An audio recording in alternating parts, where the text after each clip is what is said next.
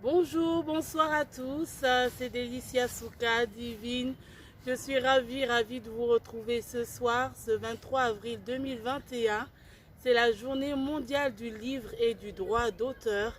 Alors, je ne pouvais que sauter sur l'occasion pour partager un petit moment avec vous, un petit moment de lecture. Vous l'avez compris, vous l'aurez compris, c'est Carrefour littéraire numéro 5 ce soir, rien que pour vous, rien que pour nous. Voilà, à l'occasion de cette journée mondiale du livre, je voulais partager avec vous un petit bout d'un bouquin, d'un livre que je viens de découvrir. D'ailleurs, pour ceux qui sont connectés à ma page, vous avez eu l'occasion dernièrement d'entrevoir l'interview que j'ai eue avec une femme formidable, une écrivaine divine, Liliane Bumba-Pousse, qui nous a présenté un bout de son parcours, qui nous a parlé de son enfance, de son expérience de femme et de ses débuts dans l'écriture. Voilà. Et ce soir, c'est tout simplement son livre, son premier ouvrage que je voulais partager avec vous. Alors, j'ai le plaisir ce soir de lire quelques pages du livre, du premier ouvrage d'Irène Liliane Bumba-Pousse, Le combat d'une femme pour l'amour de mes fils. Je vais commencer cette lecture qui s'adresse à tous. Oui, ça parle du combat d'une femme. Ça parle d'un destin tragique, un destin inattendu. Et finalement, c'est un message qui ne s'adresse pas qu'aux femmes, qui ne s'adresse pas qu'aux mères, mais qui s'adresse finalement à tous. Parce que je pense qu'à travers cette histoire, chacun pourra tirer un message, chacun pourra tirer une leçon, chacun pourra peut-être ou sûrement se reconnaître. En tout cas, c'est quelques pages que je vous offre en espérant que vous aurez la curiosité d'en savoir plus et d'aller chercher ce livre, d'aller vous procurer ce livre, Le combat d'une femme pour l'amour de mes fils, d'Irène Liliane Bumba-Pousse.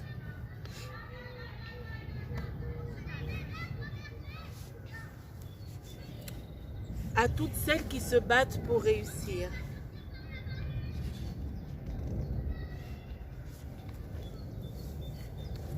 Un après-midi du mois d'octobre, Laura rentrait du lycée sous un soleil de plomb.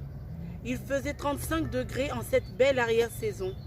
Elle s'installa sous l'ombre d'un arbre au jardin, un soda à la main, en compagnie de sa sœur Louise. Elle appréciait de retrouver une ambiance détendue après cette journée studieuse, lorsque sa mère, Jeanne, perturba ce moment de détente.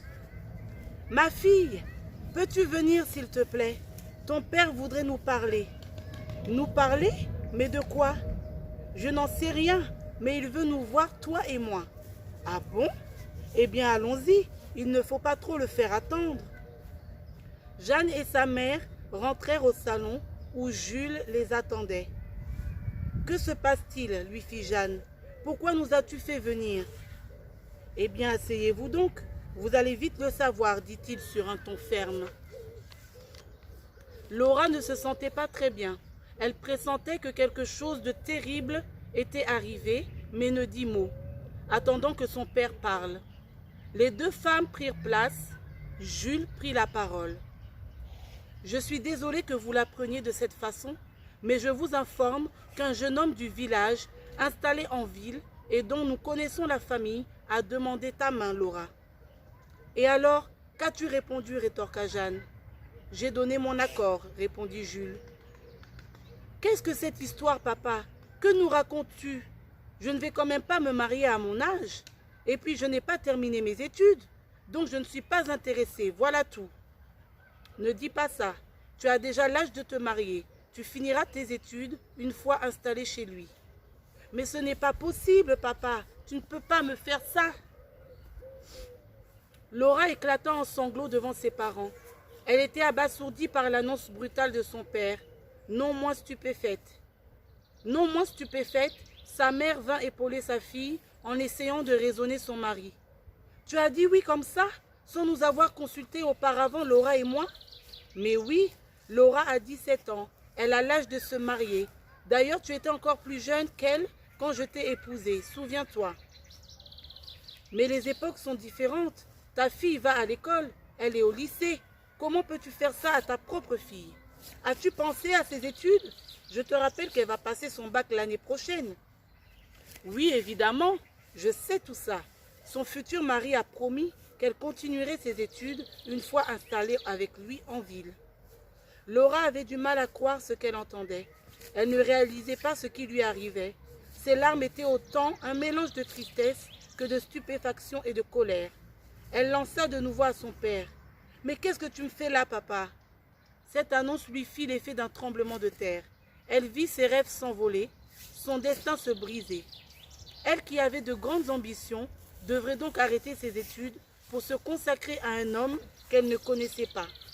Quitter sa famille, ses amis et sa petite vie de lycéenne ferait partie du lot.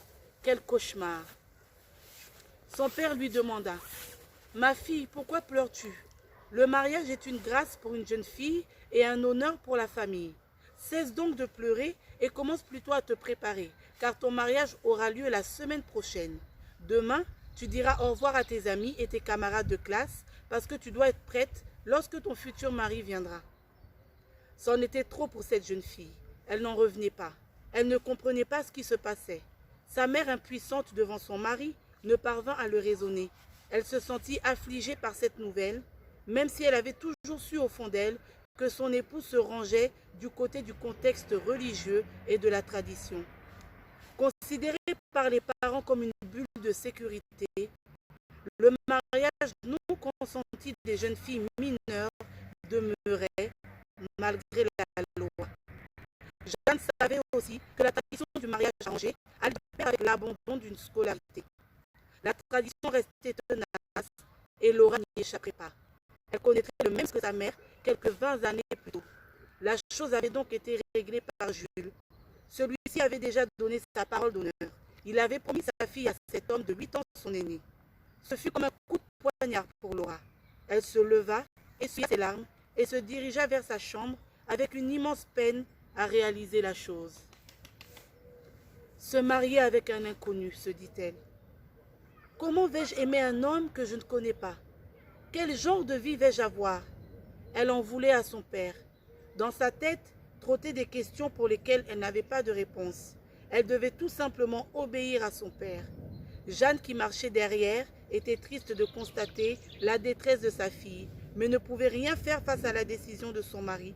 Elle ne pouvait que rassurer sa fille pour la calmer et tenter de l'apaiser.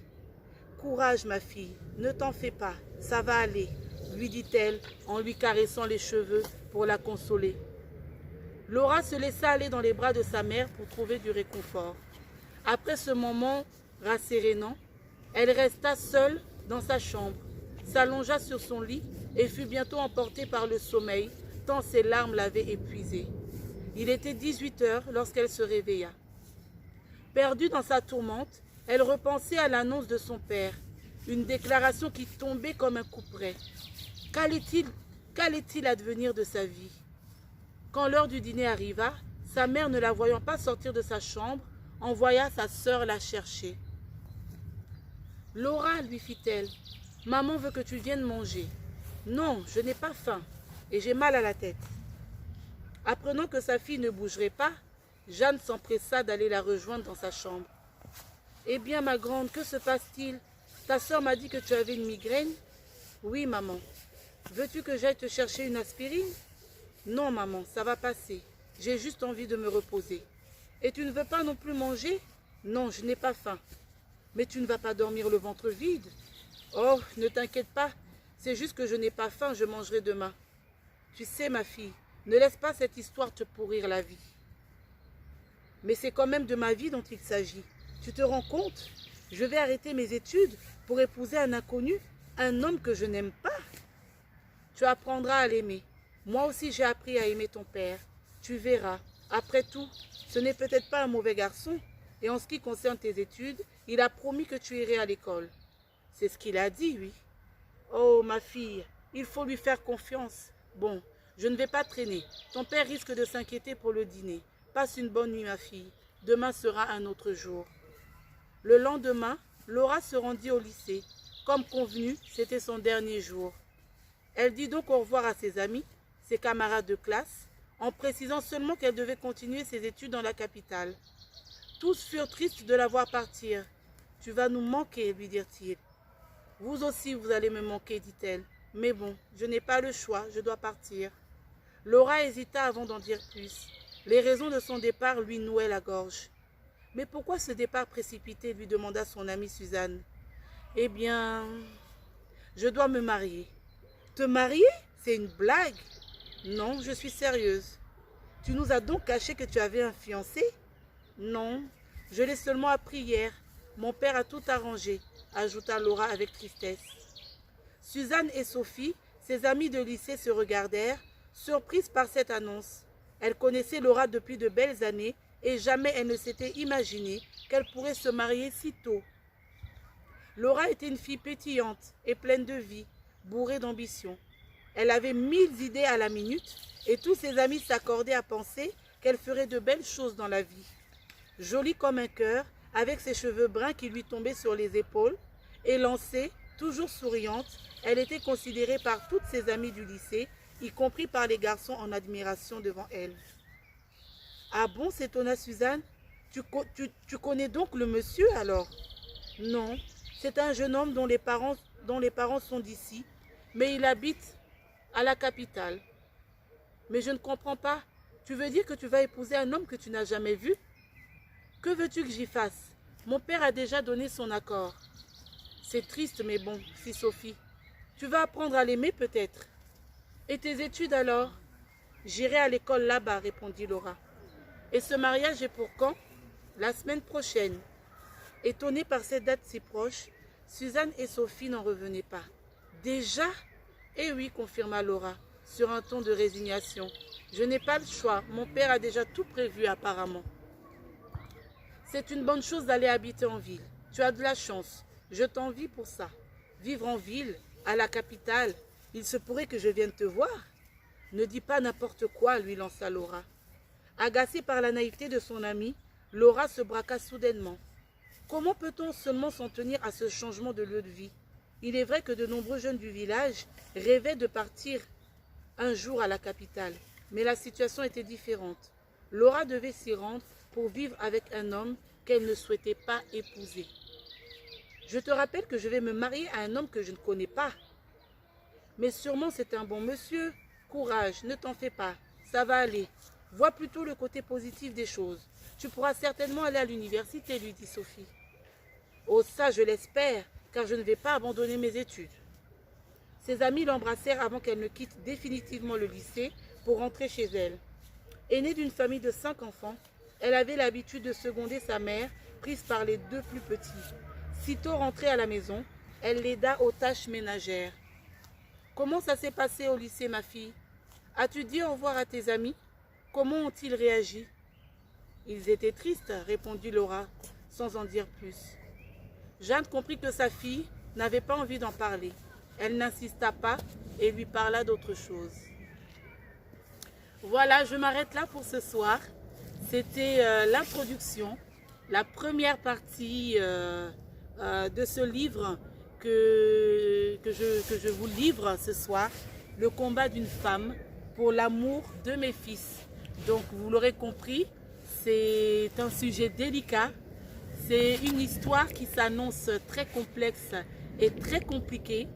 On aura certainement l'occasion de lire encore, de partager une seconde partie de ce livre avant de vous laisser le soin d'aller vous-même le chercher, vous le procurer et connaître la fin de cette aventure qui s'annonce trépidante. Voilà, je vous remercie de m'avoir suivi et on se dit à la prochaine. C'était Delicia Souka pour Carrefour littéraire numéro 5 en ce 23 avril, journée mondiale du livre et du droit d'auteur. Je vous souhaite une très bonne soirée et on se dit à très bientôt. Bye.